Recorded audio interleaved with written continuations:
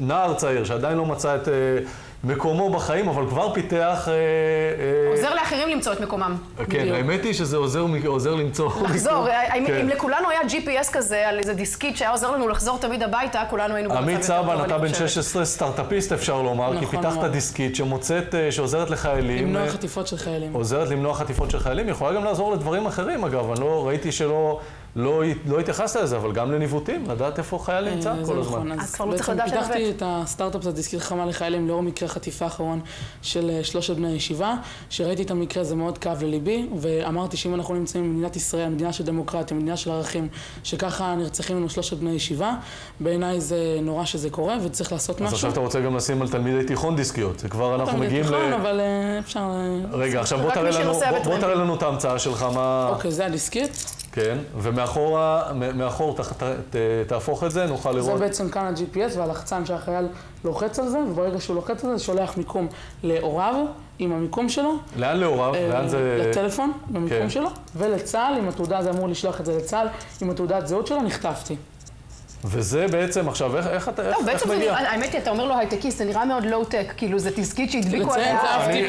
סליחי לי, נייר דבק, GPS. אני יודע לדבר על יום כיפור, לחבר GPS לדיסקית, אני לא אצליח ב...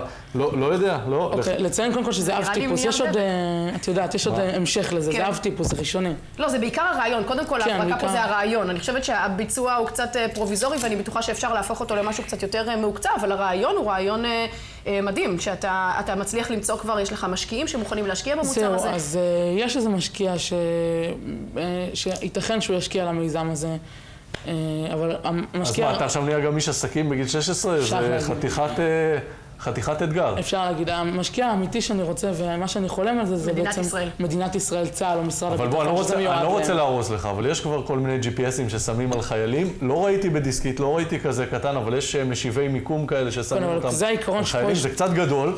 זה קצת גדול יותר מהדיסקית הזה, אבל בהמשך אמרתי שזה יהיה גם, שאני אעשה את זה גם דיסקיות בדיוק כמו של החיילים, הדיסקיות הקטנות. מאיפה לקחת את ה-GPS הזה?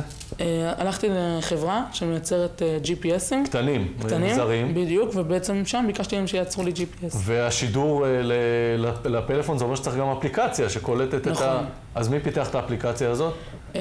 אפליקציה, הוספתי עם הקודים, זו אפליקציה שכאילו בעצם כבר פותחה, ואני משתמש בה בשיתוף פעולה ועם הקודים שלי. יש כל מיני אפליקציות כאלה גם לנשים שיוצאות לבד ויוצאות מבילוי ולא נגד חטיפה, אלא נגד כל מיני איומים כמו אונס ותקיפה מינית וכולי ברחוב, שיכולות לשדר לחברים שלהם, יצאתי מהפאב, אם אני לא מגיעה הביתה תוך 10 דקות. כן, אבל מה שטוב פה בדיסקית הזאת, שזה הצלחתי להגיע איתה עד ל-150 קילומטר של איתור. שזה... אם חוטפים אותם לעזה, אז אפשר למצוא אותם. אז עמית סבן, אנחנו נאחל לך בהצלחה עם הסטארט-אפ הזה.